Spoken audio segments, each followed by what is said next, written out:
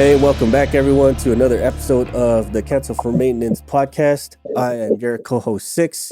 Here we talk about all things behind the scenes about aircraft maintenance, from the nitty-gritty stuff to the highs and lows to the things that you need to know. We share laughs, impart wisdom, all in hopes of giving you that split seconds relief in your day to hopefully prevent a mishap. Today, we're going to dive into a topic that's often working behind the scenes in aviation. Not very many people know about it. And it's one of the vital parts of our jobs, and that is non-destructive testing, or NDT. Today, we have a guest with us, Ray. He's a level 3 NDT technician. He's an instructor, a program manager. He has a background as a Marine. He did some non-aviation work with NDT, and now he's currently a level 3 overseeing aircraft, support equipment, and various components. Ray, welcome. Hey, good morning. Thanks for having me, Seth. Appreciate you coming on. So, Ray, let's. I did mention that you're a level 3 and stuff. So let's start a little bit from the beginning. How did you get into NDT? Okay. So with the NDT world, everybody has a story of how they got into it. Nobody got into it just thinking, "Hey, I'm going in the NDT realm." It's always like by chance. For me, it was in recruit training, actually. When I went into the Marines, I had a contract to be a aviation maintenance technician, a spot at the school. I was just guaranteed a school seat. And when I was getting ready to get out of recruit training, the drill instructor noticed my MOS or noticed what school I was going to. And he was a structures guy. And he said, if you ever get the chance, go to the NDI school. I had no idea what NDI was. Hell, I never even climbed on an aircraft up until that point, let alone what structures was. Right. So, So fast forwarded a couple years after all my schooling for composites, structures, there was an opportunity, the sergeant major said, for the NDI school. And at the time, I only had like a year left on my enlistment. One of the requirements would to be to re-enlist for 4 years, and I was not ready to commit to that. And so came back a couple weeks later, and they said, "You got orders. You're going to NDI school." I said, "No, see, there's something wrong. I cannot commit to the re-enlistment." And he goes, "No, you're going." Like, gotcha. Aye. So off to Pensacola I went for 3 months. That's where they had the NDI school for the Navy, Marines. It was all together there. So that's how I got into it. It was just by chance. That's really funny. That's more or less how I got into aviation myself. When it came time for the recruiting bid, I was actually contracted to be a grunt. Okay. And this is one of those typical, I didn't want to tell my parents about it kind of thing. And I was rolling with it. I was cool with it. I understood what the job was going to entail. And then my folks got involved and they heard about it and they said, ain't no damn way my kid is going to go be a grunt. Right. Right. And so they went to the recruiting office. They gave them an earful. They gave me an earful. And so that was kind of like the starting point. Like, okay, so I don't want you to be a grunt. You want to do something with your hands. Let's work this out. and we spun the wheel and it landed on aviation. Didn't know anything about aviation at that point. Didn't know what meant what. I mean, I saw Top Gun. That was about the closest thing, right?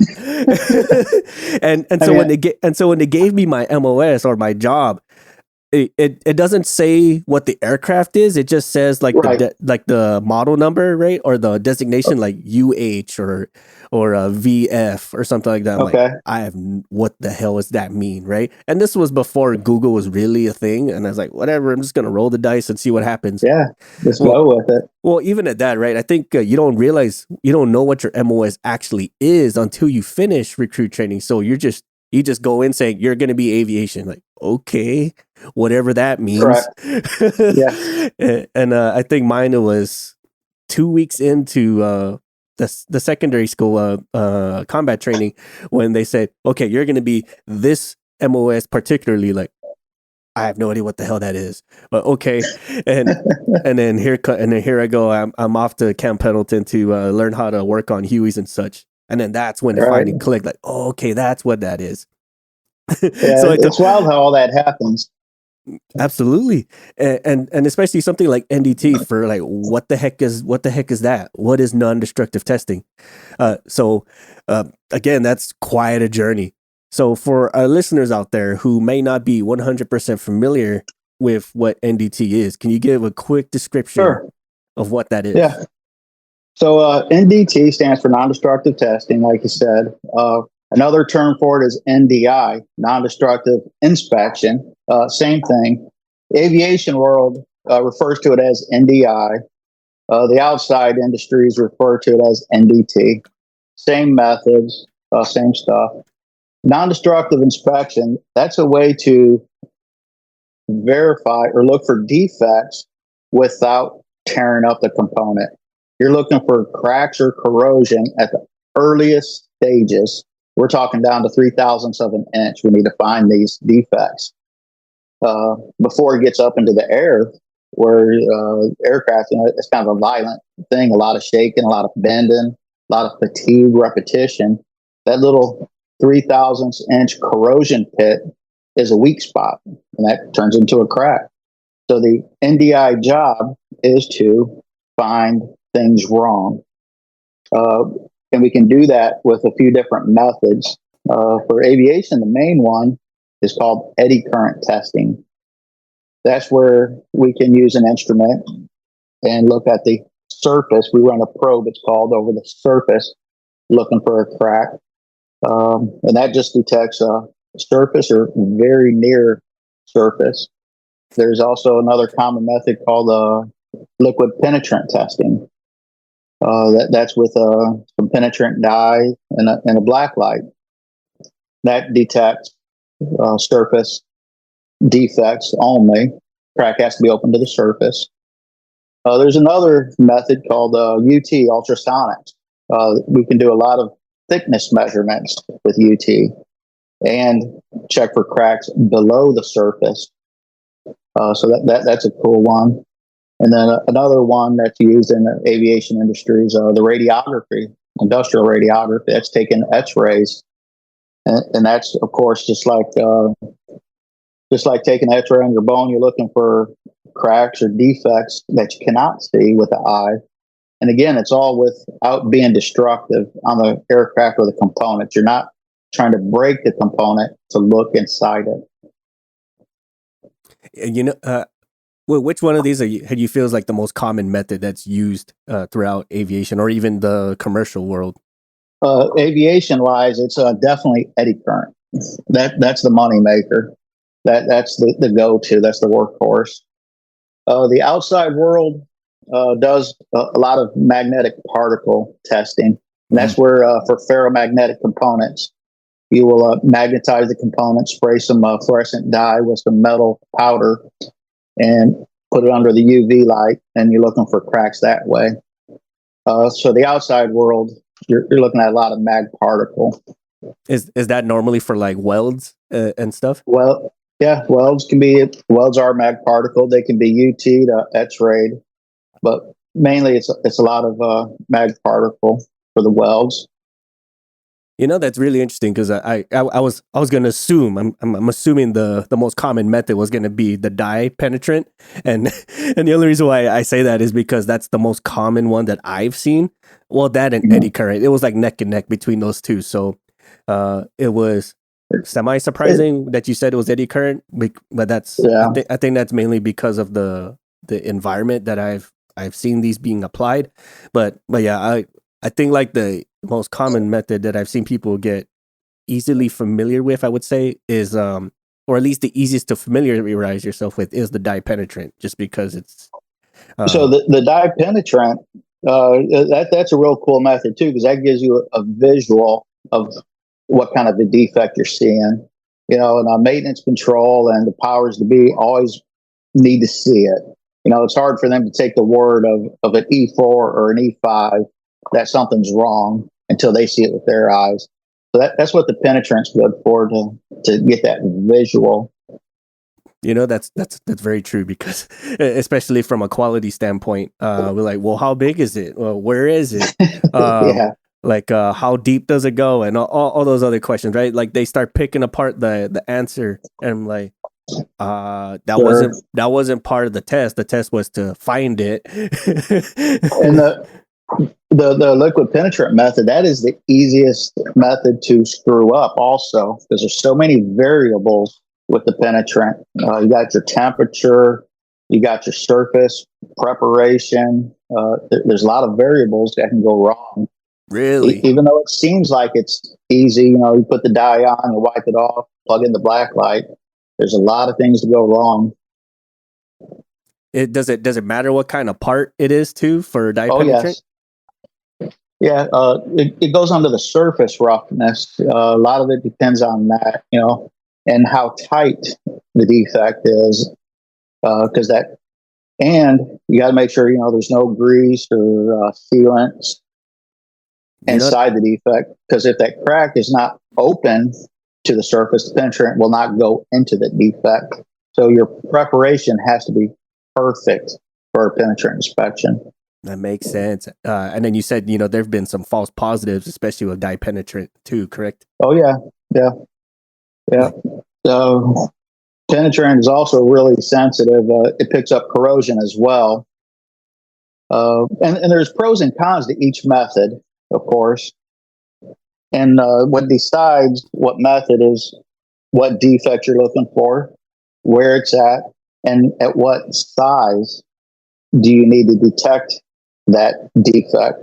A lot of that goes into what method is picked to find that.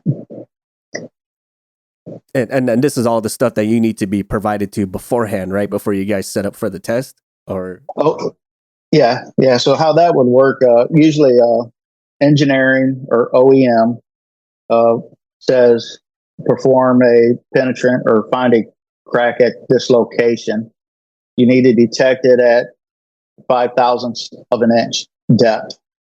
So engineering, along with the level 3, will look at that and decide what the best method is, how to do that reliably, and then they would write a procedure or directive, and that would be handed off to the level 2 inspector to go out and perform. Got it. That makes all the sense, because I remember this from an auditing standpoint. NDT was like its own beast. Like unless you are NDT certified yourself, you can almost can't even touch it, right? Like NDT Correct. Is NDT. You guys don't mess with it. They have their own rules, their own standards. They operate on a rhythm that's different from the rest of the aviation guys. It is. It's very unique. There's a lot of interpretation that the inspector has to do. So there's a lot on the inspector, because it's their interpretation of their signals or the readings they get, whether they call something good or bad. So that must take like a lot of schooling and practice and training for this, correct? Yeah, it does. So as far as like the schooling, for instance, and just to be certified to do NDT, because of the wide interpretations that can possibly be needed, what's that schooling and that certification look like for NDT? Oh man, so the schooling is very expensive. Most of your civilian NDI folks are prior service. And that school is 3 months long, and it's an intense 3 months. There's a lot of book work. You're learning a lot of theory on the methods, and that's called the formal training. Then on top of that formal training, you got to have experience hours. That's where you got your hands on. You're almost like an assistant to a current inspector. You're not signing your work off yet, but you're working it along with somebody else that is certified. And once you have that certain number of magic hours, then you would take the exams for your employer, along with that formal training, documentation, and your experience hours that were signed off by another level 2 or level 3, and take those exams. And assuming you pass those exams, then you're able to go out there and start inspecting and sign off your own work as a level 2.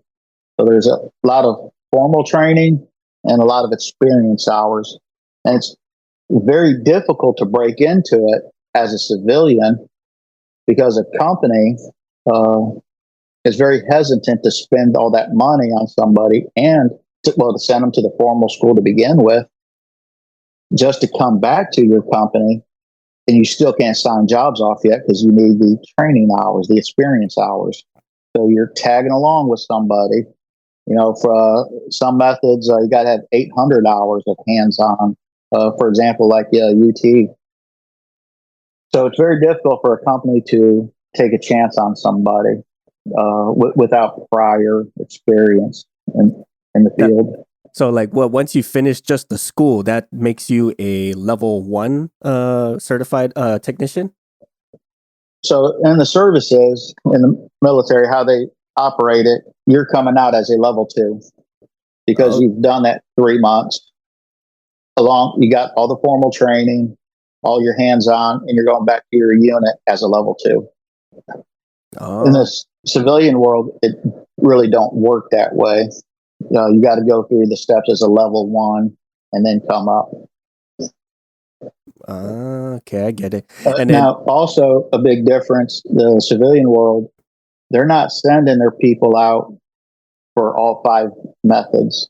Whereas the military, you're learning and you're being exposed to all the 5 methods that I mentioned a little bit earlier.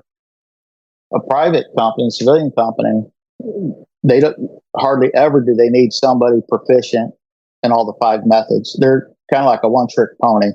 You're going to learn mag particle, and you're going to do it 8 hours a day when you come back, and that's all you're going to do because that's all we need you to do on the conveyor belt at that time.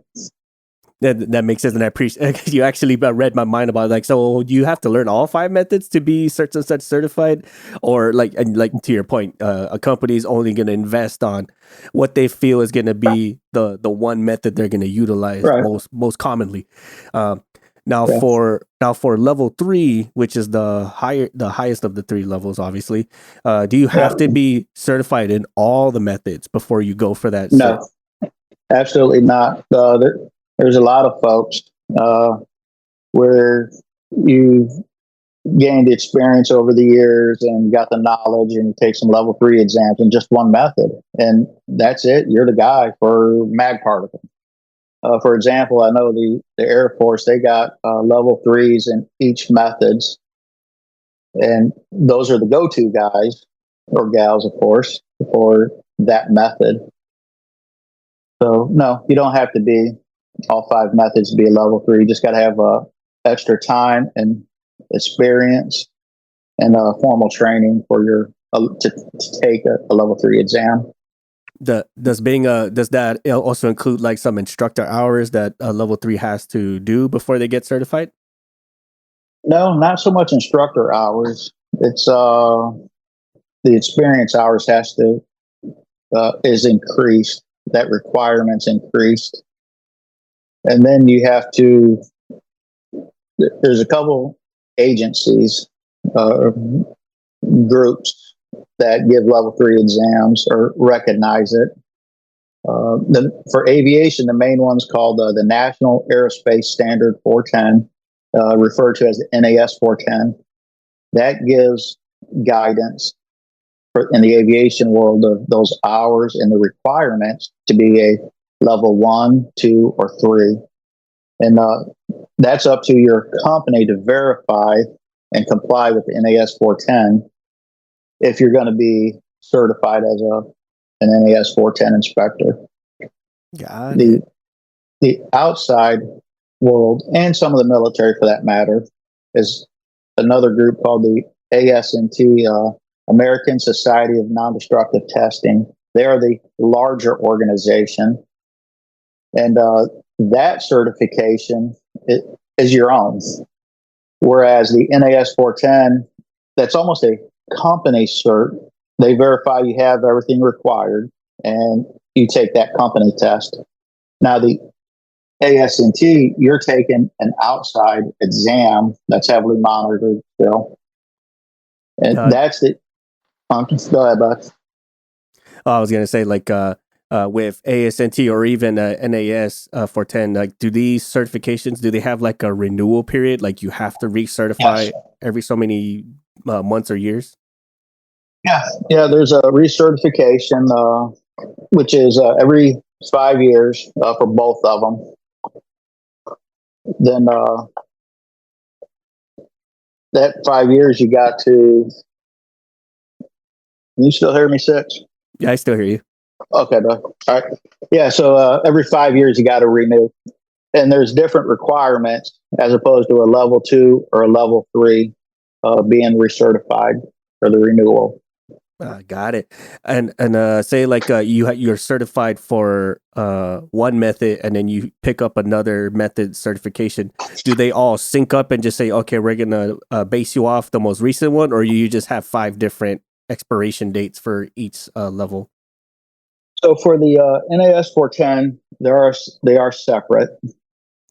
Once you get up into the ASNT world, there is a way to sync those up.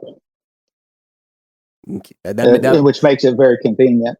Yeah, definitely. That makes all the sense to me, because an example is like, say, for aviation dudes in the quality realm, there's different types of certifications. Like, say, if you're going for an American Society for Quality, there's all these different certs like inspector, auditor, engineer, and so forth. Usually for those, it's 3 years. Well, technically 4, but 3 years from the time you get your cert. And say if you pick up a new one, you have the option to sync them all together, and it goes off your most recent one, but which is extremely convenient. But sometimes or another, people forget about it, and then you have one cert that drops in 1 year, then you have another cert that drops 2 years from then. In most cases, it's kind of doable, because how often are you using one cert over the other? And that's kind of makes sense as far as NDT is concerned. Like, well, how often do I do radiology? But compared to say metal particle or magnetic particle, but it does make sense for all of them to sync together. I mean, I guess for the testing purposes, it kind of sucks to have to. It does. When you're a level 2, the recertification process, it's a little different from your recert as a level 3. To recertify as a level 2, you got to go through your written exams. You got to go to a level 3, your company's level 3, to take those exams. And he's the one that, does the home of the home. Now, the recertification process for the level 3 is you have to meet a certain number of points throughout those 5 years, and you get points for attending conferences, writing papers, or just being involved in the community in the NDI realm. And then you would submit that certain number of points you've acquired to your employer to say, hey, this is what I've done. This appears to meet everything, and here's why. Here's the story. Do you recognize that? So the research process is a little different between level 2s and 3s. I'd imagine, especially for level 3, like you said, for points. There's certain occupations out there. I think, like say nursing, for instance, they have to do what's called like continuous learning points. So that exactly, or I'm sorry, continuing education points, I would say. And CEUs. Yes, and they're very hard to get for those out there. They're super hard to get. They are. Because, like, say, for instance, for the nursing, they have to have, I want to say, like 18 points in a year. It's like, 18 points, that's no big deal. But all the little events you do is like 0.1 points, right? So, And a lot of time that costs money to do these events and to do these things. Oh yes. Oh yes. So if you're a private company, or if you're the level 3 and it's your company, you got to pay to play, really. Yes. But to keep doing business, that's what you got to do. Right. And so this is kind of like a plug too for those conferences. Like if there's conferences, like say Vertical Aviation is an organization that does it a lot. Holy crap! It's starting to break my brain now. The MRO Americas is another conference. All these little things, like they do have little classes for different aspects of aviation, and even if it doesn't apply, just the fact that you attended, right, to kind of that's right, to get spooled up on what the industry is feeling like, because that's what majority of these things do. They kind of put the feelers out and get a pulse on what the industry is doing. And then just for you, the technician or the aspiring technician going in there, those many hours you spend just hearing all those lectures, it adds up as far as points go. So definitely, if you're just curious about those, it's definitely something to attend. Now, if you're able to. Most def, if you're able to, because those conferences do get pretty expensive, and I think that it's time away from work to also. Yes, some employers have a hard time letting you go for that. Yes, most definitely, you're absolutely right. And as far as like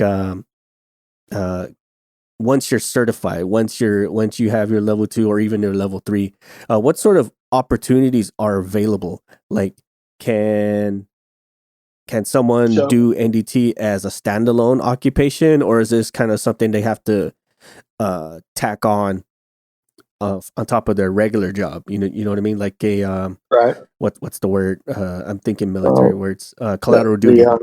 Collateral duties. Yeah. So throughout the DoD and the Coast Guard right now, what I do know about is the Coast Guard is very unique, where you have your level 2, but you might only be doing, maybe 4 or 5 inspections a month.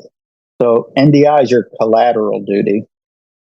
Other than that, you're a maintainer, you're flying, you're doing all kinds of great things that a lot of people don't know about or not ever been exposed to. Just don't know. Now, the other branches, you are doing your NDI like 8 hours a day. That's your new MOS. That's not your collateral duty no more. So that's kind of the difference between the branches. And I have seen this as far as civilians, that it is a job, but it's one of those few and far in between, right? Because NDI, it doesn't happen all the time, every time, unless like you're say in a manufacturing setting or like say industrial construction and repair, stuff like that.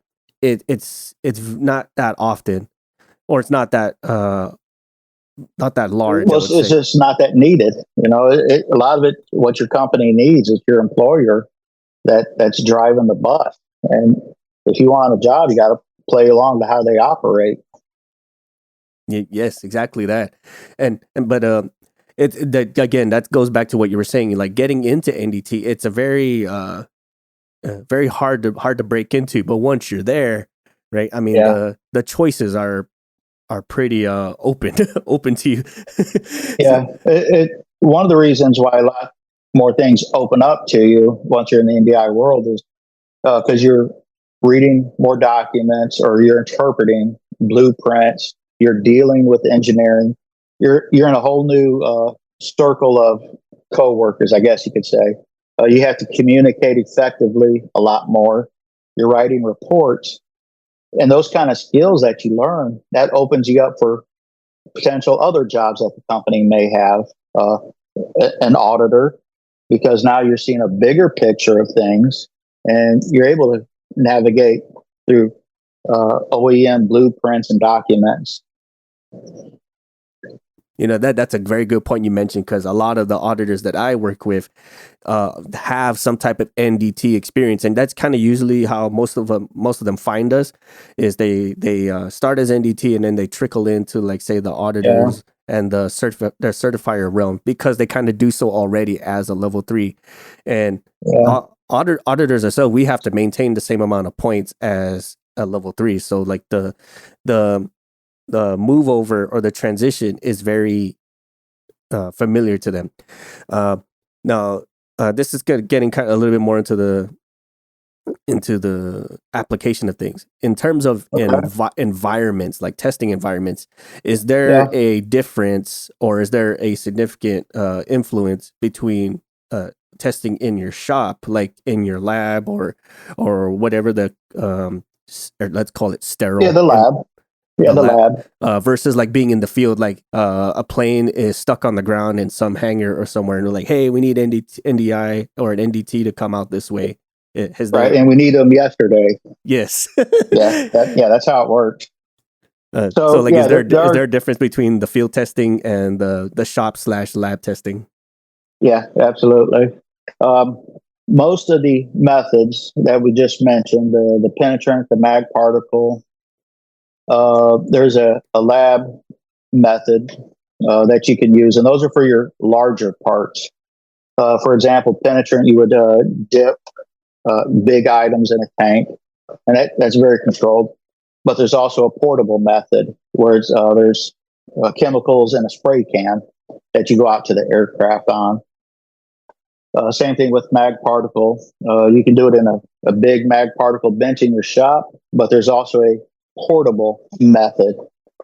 You're not doing huge components portable. You're doing localized areas only on the aircraft.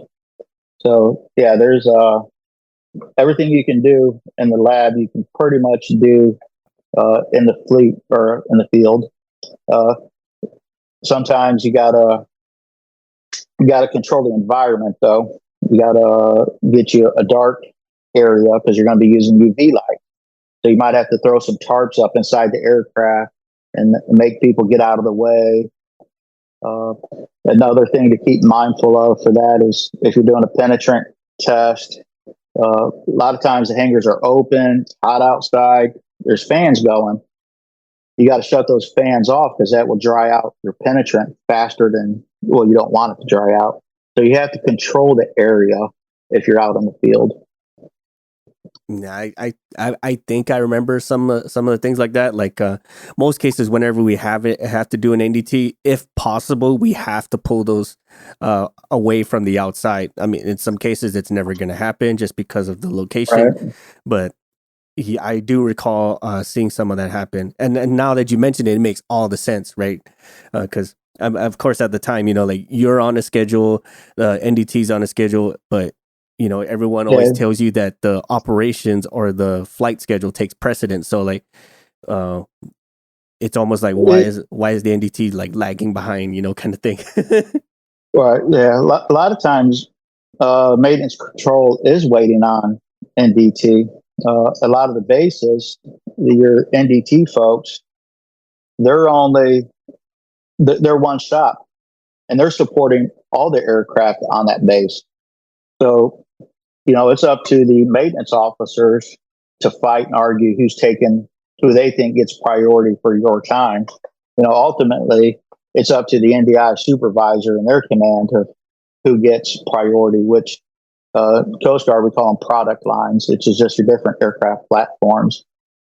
But each aircraft, and of course, everybody wants theirs done first. But, you're only so many people, you can't. Yeah, absolutely. And this kind of makes me recall a memory when we were having to do an eddy current test.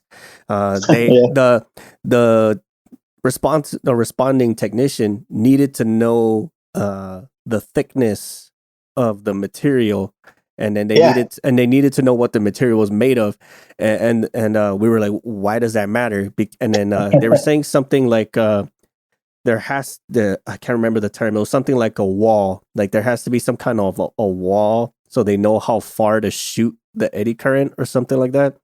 And that could be also with the UT mainly.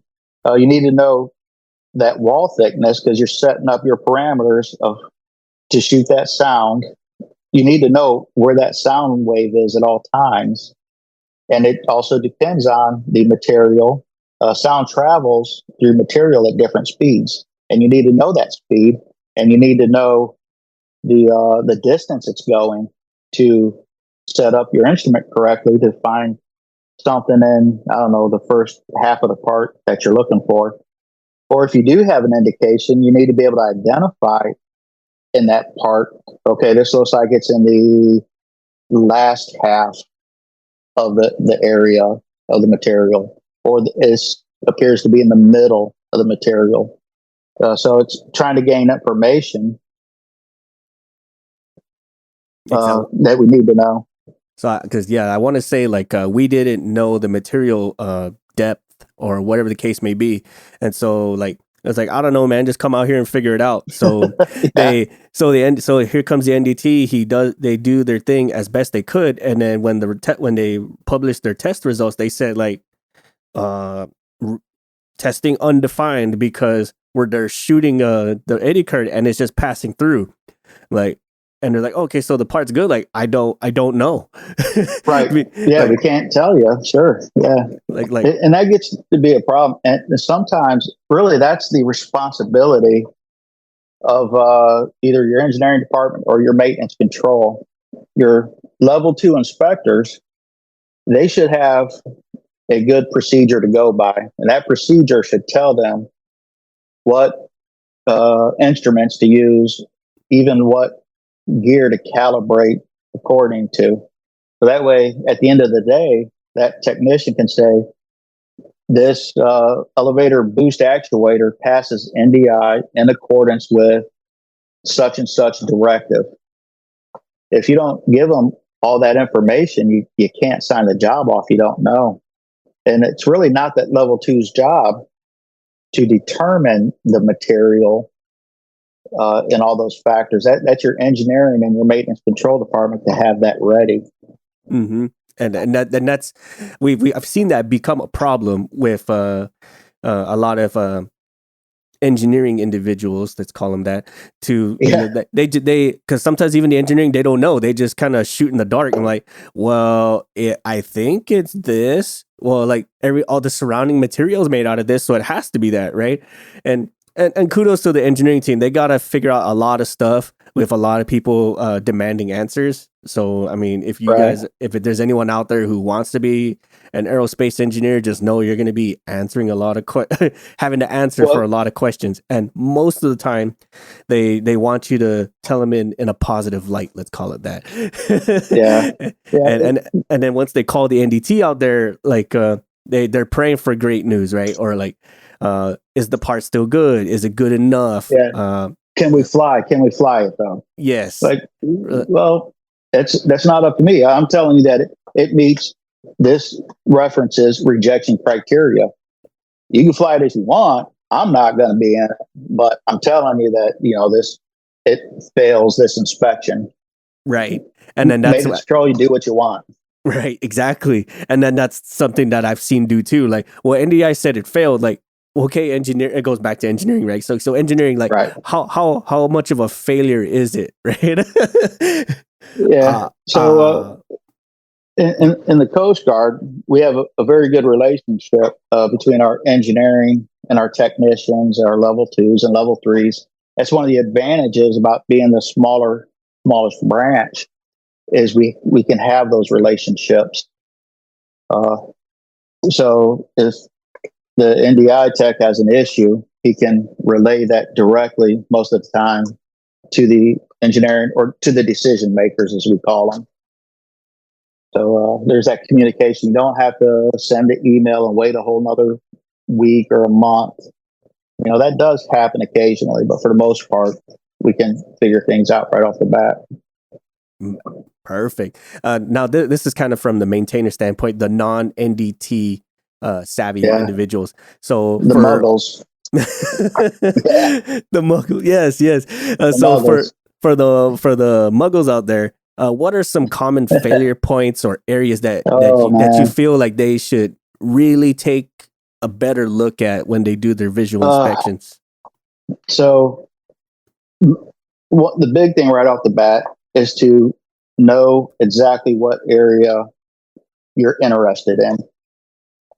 Read your procedure card or your directive. An example would be the NDI test is to check for cracks on this beam cap between workstation 180 and 190, which is probably like a 10-inch area only. Don't go above and beyond and remove paint or sealant for a 14-inch section. Just that 10-inch section is what you need. You got to know what you're working on. Don't go above and beyond. And I see that a lot. A big problem with that is sometimes there is mechanics-induced damage trying to prep for these components, prep for the inspections. So the more you're doing in there, the more risk that you're going to mess something up when you don't need to. So read your procedure card, know what you're doing, what area. And a lot of times, not a lot of times, but try to have a good understanding of those NDI methods. And this is where the mechanic needs to talk to the NDI guy. They might have to remove sealant. And sometimes removing sealant takes a while. It'd be easy to get that metal scraper, that putty knife, or that screwdriver to take sealant off, but you're going to induce damage. So you're using plastic scrapers. Ask that your NDT guy, like, hey man, I'm having trouble taking the stuff off. What have you seen that works good? Because you got to keep in mind the NDT folks, they go through all the different product lines. They're seeing a bunch of different ways of how mechanics do business that you're probably not. So ask the NDT guy. Ask them, what they've seen work. That's a very good point. I've never took the time to actually ask that myself, and that's something I learned today. Yeah. Now, as far as like say product, let's call it product lines, because of you've seen a whole few. Are there some common areas like for these different product lines that have a higher potential for failure versus others? Oh, like say landing gears or these mating points and wing structures and stuff like that, or lugs, bushings. Yes, there is. In different aircraft. Well, let's back up. What drives an inspection, what creates an inspection, there's usually a need for it. It's not just an NDI, folks, or somebody going out there like, hey, let's check this for the hell of it. It's not like that. The inspection areas are because there's been a problem in the past. So that's why you're there at that specific location. And a lot of times your OEMs are defining your inspection area. They're saying, hey, we've done all the testing on this aircraft. These are the points that we know is going to fail after like a certain number of flight hours. You need to look at this area with eddy current. Look for a crack at this gearbox mating surface. So that's what drives that. Or, of course, if there's an accident, a mishap, and aircraft's getting older, we find new cracks. So, and as they get older, you do find more local areas that have things wrong with them. And that goes back to why it is so important for that mechanic to do a very good detailed visual inspection. Because those are the areas that, we're concerned about. We haven't really seen cracking maybe, but it could happen. And if you're halfway in a visual, you're potentially missing out on the new crack area. And as these aircraft get older, new areas are popping up. And these mechanics are kind of being in the limelight. They're kind of saving the day by noticing these with their visual inspections. That's a very good point, and that's something I really want to stress is like, don't skip out on these inspection points. Oh, like gosh, no. They're baked into their manuals, into your inspection cards, into your scheduled inspections. They're all there for a reason. And I'll give an example from my point of view. There was an inspection in helicopters where you're supposed to take soapy water and wipe the bottoms of the main rotor blades. Now, some of these main rotor blades are like 13 feet long and they're 13 feet high, right? Or 10 feet long and 13 feet high. So it's a little bit of a chore to have to basically wash the main rotor blades, but there's a reason for it. And so in most cases, people just don't do it, or they for lack of better words, they half-ass it. Right, they only spray like maybe like, I don't know, 1-2 feet out of a 13-foot or a 10-foot main rotor blade, and they say, "Oh, well, all is well," right? And over time, like a lot of those air quotes missed inspections don't happen, and then next thing you know, like all our main rotor blades start failing their vibration tests, and like, why is this being such a problem? And then they look through the histories. They NDT come and do their thing, like say like the tap test. I hear people call it, and they find out like these blades have been bad for some time, and then people start asking the question like, how come we're just, if they've been bad, how come we're just now finding it out now? And they say, and then of course here comes the NDT or the engineer like, well, you guys obviously should have known about it forever ago because you do your visual inspections on these. I'm like, what are you talking about? And like, yeah, it says right here to do an inspection with soapy water and all this and that. I'm like, and then of course everyone turns around to the muggle mechanic like, have you been doing this? Right? Yeah, and another thing that creates the inspections is how your unit flies that aircraft. And sometimes you're not privy to that information. So if they're doing hard banking or if they're in a certain environment, that creates a whole nother set of inspections because there's a whole new set of stress points that need to be looked at. You may not know why all of a sudden you're being told to, I don't know, look at the mating surface of the outer wing beam cap, but it's for a reason. And, it's easy to get complacent and say, well, I don't know why we're looking at it. We've never had to look at it before. Well, there's a reason for it. And really, you don't want to be the person that misses something when the plane goes down. That stuff does happen. It's not widely talked about on the news, but it does happen. And you don't want your name attached to it. No, most definitely not. Like, I've been through a number of incident inspections or incident audits. I'm sorry, investigations. And, and even though like none of us were actually a part of the problem, just the fact that you are suspect to be part of that incident chain, right? It's very nerve-wracking because they grill you like you're already found guilty. Like you messed this up. You not getting 8 hours of sleep caused this problem. Like, I'm sorry.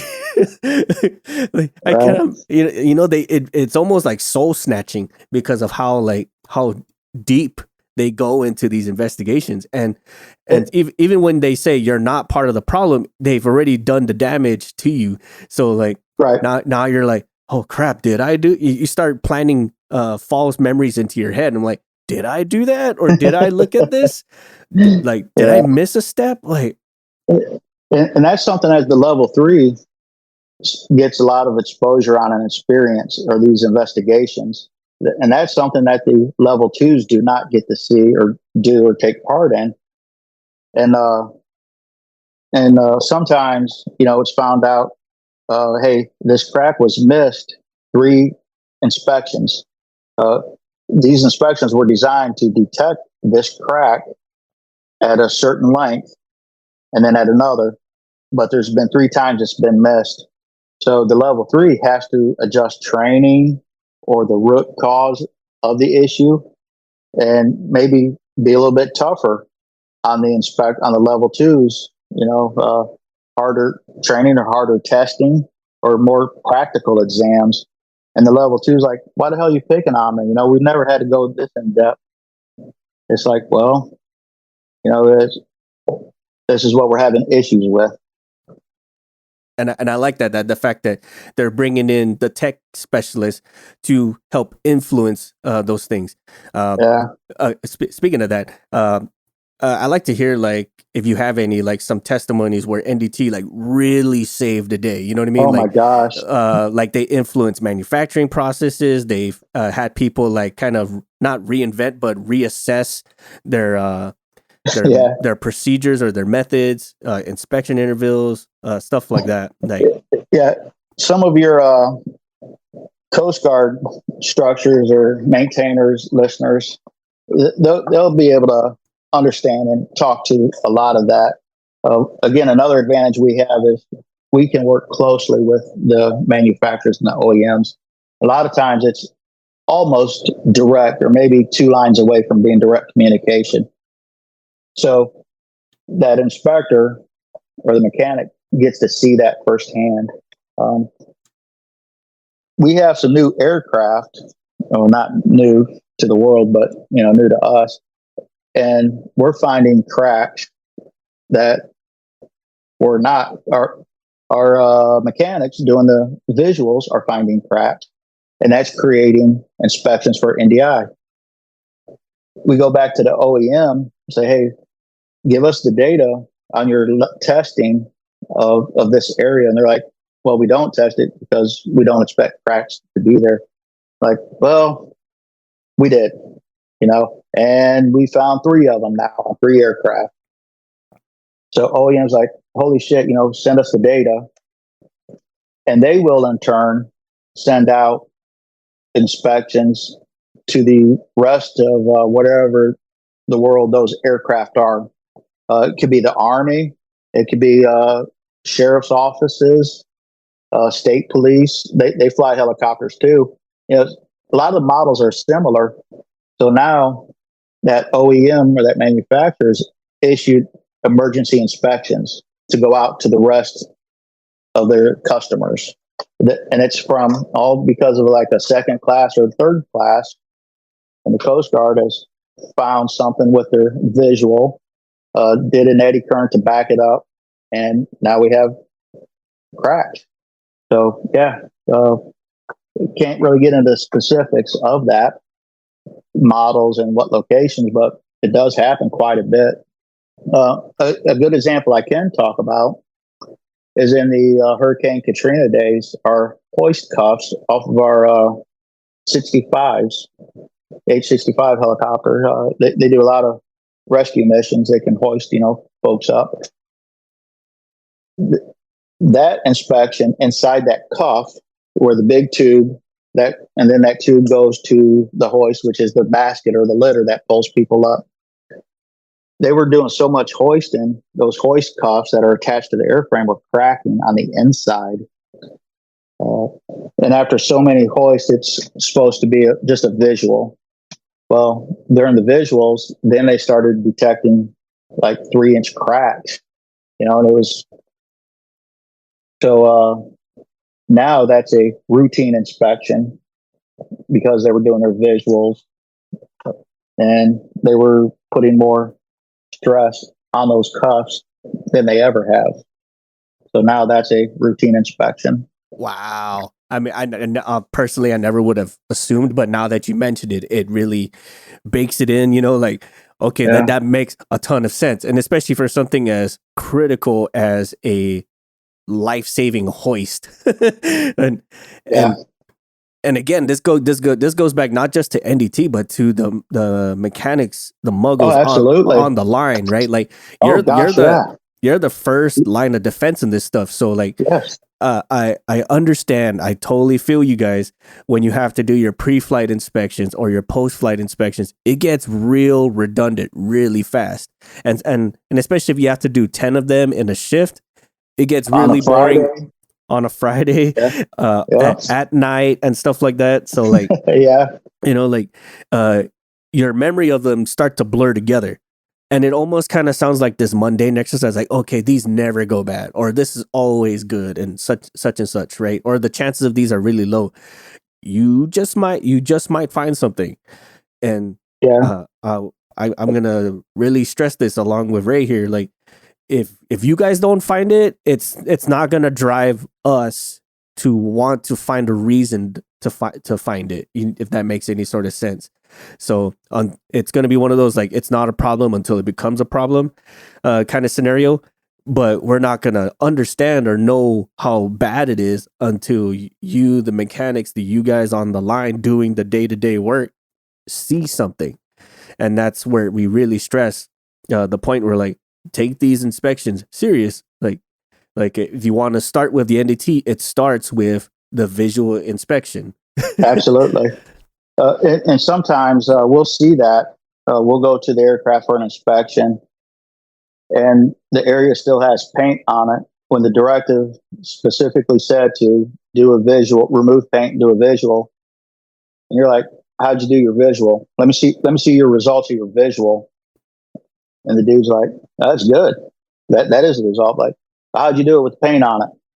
Then the NDI folks get mad because now they can't do their inspection because the paint's on it. So now they have to pack all their stuff back up, go back to the shop, and prepare for another inspection on the other side of the base. So you just wasted a couple hours. And it's not uncommon for the NDI guy to go to that mechanic supervisor and be like, hey, fucking dirtbag Joe here. I don't know how you guys are signing stuff off, but you're wasting my time and our time. You know, when he gets his stuff together, give us a call, then we'll put you back on a list and see where you're at in the priority. So we will badmouth you, I guess, for a lack of a better term, to your supervisor if you're not doing your job, especially not doing a good visual. Now, on the opposite side of that, if you're doing a great job, we love that as NDT inspectors because we can get in there and we get out. We're out of your hair. And we'll even go to your supervisor or your command like, hey, you know, anything Joe has going or has ready, you know, let us know. We'll get out here immediately if we have the stuff together. And they need to hear that too. They need to hear that. So it's all on that relationship. Absolutely, and you're absolutely right on that. Like the communication piece, yes. Especially for the average Joe Muggle mechanic, like they don't hear praise a lot.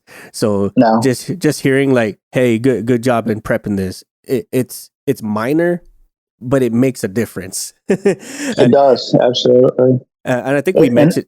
Go ahead, sorry. And some of that involves that mechanic needing to be knowledgeable on that area that he has to prep or inspect. And the more you talk with your NDT guy, the better that relationship gets, and the more you're gonna learn as a mechanic also. So, yes. and there's steps that mechanic can take, especially if they're wanting to break into the NDI realm. You need to have a good relationship with your inspectors. For the biggest thing is those inspectors are going to know when a position is going to be opening up way before anybody else. And if you have a good relationship with them and you've done good work over the last years or whatever, you know, they're going to keep you in mind. Hey, we can take a chance on this individual. We've seen his work ethic in action over the last 2 years. We would love to have him on our team, as opposed to somebody else that you're always having issues with. Yes. I'm so glad you brought that up, and you absolutely read my mind on that. And I will stress this as well, as far as being prepped for NDT or any type of field that's a little bit more niche within the aviation realm, is you need to learn to build those soft skills, right? It's very hard to do, especially as a mechanic, because we're used to that crass, very in your face type of talking.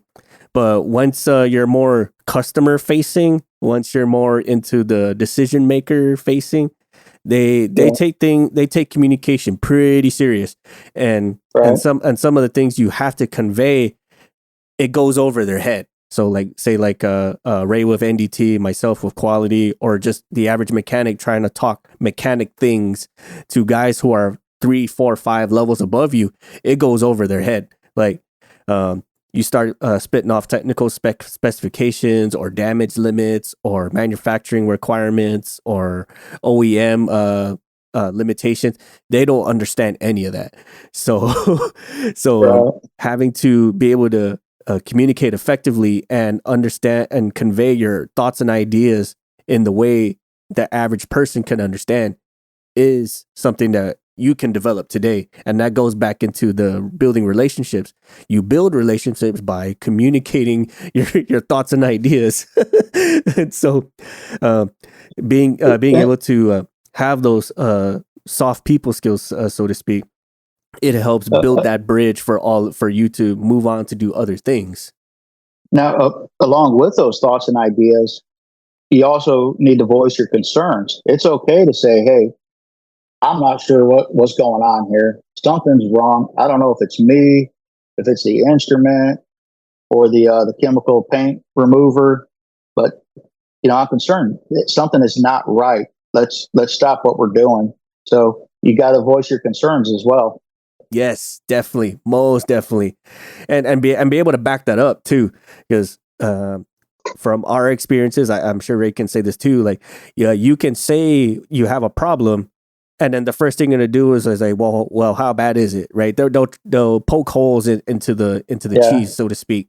Like, is this really a concern, or are you just giving me gripes? You know what I mean? Are you just venting? You're just airing some steam? Like, no, this is a legitimate problem. And the fact that we don't know is backed up by this or something like that, right? So yeah, you need to tell a story. And as a level 3, any decision that I make or the level 3s make, or even engineering, we look at it as if we're forced to take a stand in court, get on the stand, put the hand on the Bible, and defend a decision why we chose maybe to inspect something or not to inspect something. We need to have a story, a book work or whatever, of how we came to that decision to back us up. So you need, you need to feel, like you said, you got to put some thought into it, have the story with it. Absolutely. And I appreciate the fact that you really stressed that point, because it is a thing, an event. And that's and that's how we all really have to see it. It's like, are your decisions defendable when you're put in the spot, right? And in a court of law, because sometimes there is prison time involved with bad decisions. You can see it over in the shipyard, over a couple shipyards along the East Coast here, where engineers have made a bad decision, and it's cost a lot of money and potentially some fatalities. And they've been convicted in a court of law doing some prison time. And every once in a while, you'll read about it in the newspaper. So, you, whatever decisions you make, you need to back up. Yep. And as we wrap up the episode here, if you know, or if you have a pulse on this, like, how is the demand for inspectors and NDT certified people as as the aviation field grows and becomes more innovative, more technologically savvy, scientifically aligned and stuff like that? We can't get enough of them. The field's growing fast. It's can't get enough. It's a good field. It'll keep you employed forever, because it's not just, if you take your aviation formal training, that formal training is also considered equivalent out in the outside world too. The theory of magnetism is the same theory as it is in aviation as it is in a railroad. So that formal training goes to many different industries. So tons, we need tons. We do. We need people to communicate. And a way to break into it is there's a lot of online training just to get familiar with NDI. You could be a structures guy, a hydraulics dude. You can still take online training. And sometimes you can get your command to pay for it. And that just kind of gives you an introduction to the NDI world. So you can kind of speak the lingo. And plus, if you do that on your own, if a job ever comes open, that's on your resume. Hey, I've done this on my own. It's basically picking me over the other guy. So we need workers a lot, and it's a very small field. Integrity's big. If you do some dumb stuff, word's going to get around in the level 3 world very fast, and you'll have a difficult time getting hired. So yeah, we need people.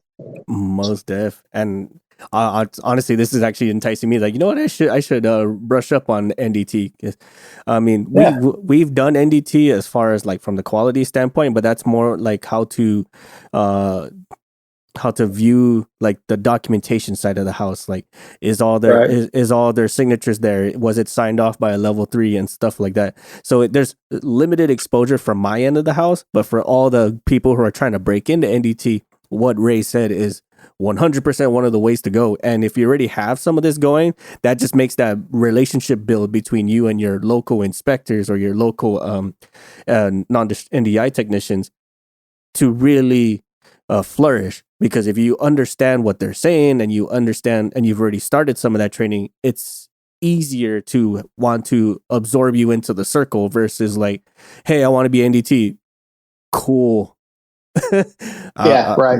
What can I tell you, man? Like, go to school. Right. And before we sign off, Sitz, I'd like to give just a small piece of advice to current inspectors that are in the different branches, if you don't mind. Yep. So document for your own records everything you do in the NDI world, everything you do. If you're doing eddy current, most of you folks know you got to have work history sheets. Like you did 5 hours of eddy current this day and 2 hours of mag. Keep that documentation for yourself. Have yourself copies, because when you get it in the outside world and you go look for employment, you need to bring that to your employer. And you can say, look, I have all these hours in this method right here. I've used these instruments. We use these calibration standards. Have all that stuff ready to go. That shows you're able to keep you're able to keep records. You have the things documented, and you kind of know what you're talking about. For the coasties, because we have a different kind of a NDI training program than the rest of your branches, that's even more important, because you could say, I have all this experience in these, certain methods.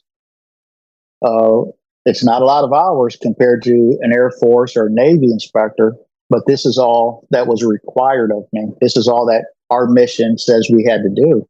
If you give me the opportunity, I'll flourish in the next method that you allow me to take, So document everything for your own records. Keep copies of your certificates while you're in the service. Take as many NDI training classes as you can, because that's going to help in the outside world, and it's going to help you make you more competitive. These are very, very good insights, and I would stress these as well. Like, I can't stress that enough. I would say, of all the stuff that Ray says, you're keeping track of everything you do, be it for your job or be it for some future job, is extremely, extremely important. And it matters too, especially when you're trying to build that resume, right? You're not fishing for memories and stuff like that. You actually have the documentation or the records to back this up.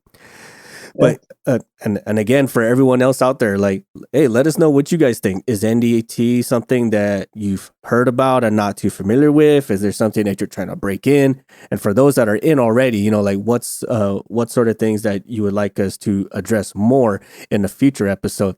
Hey, let us know in the comments, in our social medias, emails, our website, whichever is the easiest method for you to contact us. The best way to have these kind of conversations with us is through our emails or our Discord channel on Patreon. Ray, thank you so much for your insights and giving us a peek into the NDT realm and how these things work behind the scenes. This has been extremely enlightening for me, and I hope for our listeners this has been also for you. And then listeners, again, thank you so much for tuning in. Ray, again, it's been an honor having you, and just thanks for allowing me on your platform, getting a big message across. That's awesome work that you're doing. Thank you, folks. I appreciate you, and everyone, again, thank you for tuning in. Until next time, hey, stay curious, keep those maintenance logs up to date, keep everything prepped and ready, work on those soft skills, and we'll see you again on the next one. Have a good one, everybody. We'd like to take a moment to give a heartfelt shout out to our fantastic patrons. Your unwavering support is the magic behind the show, helping us produce thrilling episodes, keep our gear in top shape, and create awesome merch just for you. With special shout outs going to SaKonna, Eric Shaw, Kiel K, Daniel Liang, Mike Sherwood, Caleb Stockdale, Carm M, Dan Schubert, and Ryan Freshour. Thank you all so much for your support and your patronage. If you enjoy our show, why not join our Patreon community? You'll unlock a whole slew of perks, including access to our private Discord community, special discounts, early board access to our merch, and front row seat to our sneak peeks of our comics and other projects. And if you're feeling adventurous, don't forget to strut your stuff as an aviation aficionado by visiting our store at cancelformaintenance.com. For those who appreciate a touch of class or rugged charm, check out our affiliate at Rockwell at rockwelltime.com. Use the code CX4MX for 10% off your total order. If you need a headset, be it for in the aircraft or on the ground, or just need better ways to preserve your hearing, visit DalcomTech at dalcomtech.com. Got a burning topic or you'd like to be a guest on the show? Drop us a line on our contact us section at cancelformaintenance.com. We're all ears and we're eager to bring your ideas to life. Stay connected with us on social media. You can find us on Facebook at Cancel for Maintenance, or you can follow us on Instagram and Threads at Canx, that's CANX, for Maintenance Podcast. Lastly, be sure to check out our comics on the Tapas app. We might just be the only webcomic focused on aircraft mechanics. Like, share, subscribe, and leave us your thoughts. Thank you all again for being the great community that you are. Your support means the absolute world to us, and we can't wait to catch you all on the next episode. Until then, keep them flying.